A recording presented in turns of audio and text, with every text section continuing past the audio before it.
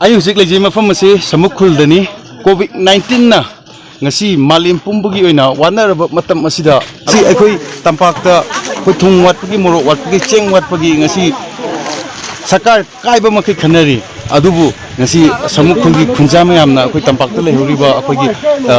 isin inaw mayam chinggi damakta karigumba kharadang mating pangdaba yade haibagi wakhalonda ngasi khunja mayam ama tholaktuna khunduda hauba mana masing mayam ama akhoi ngasi tampakta lehuriba mayamda yenanabagi damakta pire ado yam nungsi mayam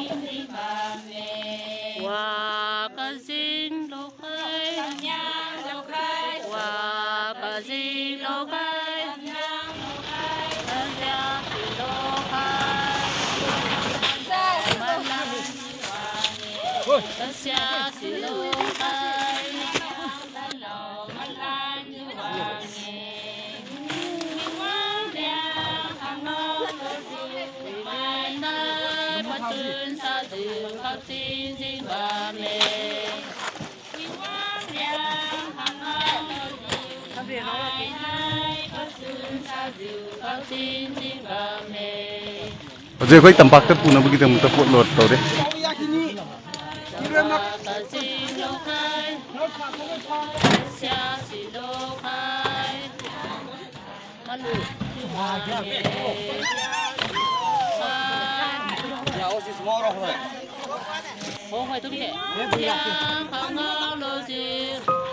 ai samuk ki chairman ni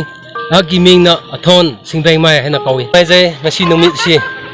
si no sing paumi sing sola e si no ta pak ta lai ba miam sola ra phoi tim phom si yam na nungai je ngasi thai na gi chakhi ba akhoi gi wari su yam nungsi ba puning da nungsi ba wari yam lai hanna samuk khun haibasi manipur manung da ari ba khun amani ningthau maharashtra palingai da samuk da khoi di chawba phajaba area dagi uningthau hawi haiba pawdo ningthau na khangbo kanda samuk da magi damakta present taw haina khungi mina yalaga area da leba mi yam na hi achauba hiang do sarga puthokhi haina history chauna su lairi si sorak na 60-70 kilometer na koemba lamni samuk khun si picture ga su uwana tikthana hawa lamni Turian su khoi di area da yamani ado hoina sumana khali samuk khun si manipur gi damakta mama oibra hina khali karino haibada singda turian da sauraba turian chen thabasi samuk gi lamdagi loiroi oiraga chen tharakpani maning da u pari da hauri aduga asomda none rom da chen tharakpa izai river khoi di sobo river si turian si samuk khun gi tarakpani sumaina akhoi na uwa si yung nang bigi wakhan su yam na lay adubu tapak law ising law akhoi gi chana ba lay da maram na akhoi si u si yan da ba yade aduna yam na pamui government na asigumba preserve tobire haraga yokhapiradi manipur gi damakta yam na kana ba oigini hena su khali yaragadi tourism gumba semraga tobusu phagarda hena akhoi di adum khanna duna laybani karino haibadu da ngasai pankre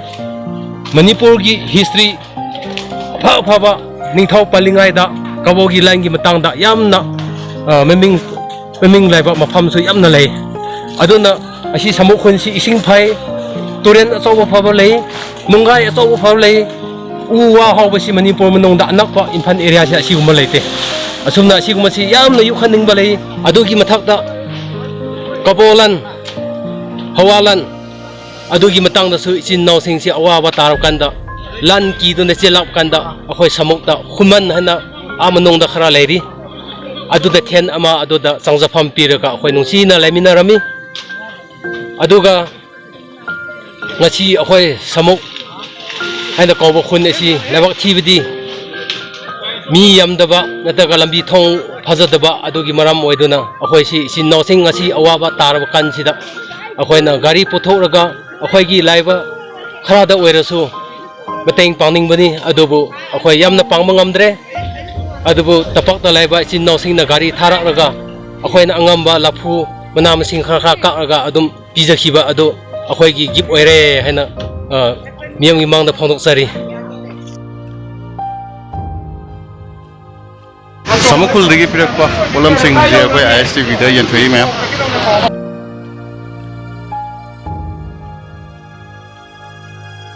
ꯁꯃꯨꯈꯨꯜꯗꯒꯤ ꯄꯨꯔꯛꯄ ꯂꯐꯨ ꯑꯩꯈꯣꯏ ꯇꯣꯉꯥꯟ ꯇꯣꯉꯥꯟꯕ ꯀ꯭ꯂꯕꯁꯤꯡꯗ ꯆꯠꯂꯒ ꯌꯦꯟꯖꯒꯗꯧꯔꯤ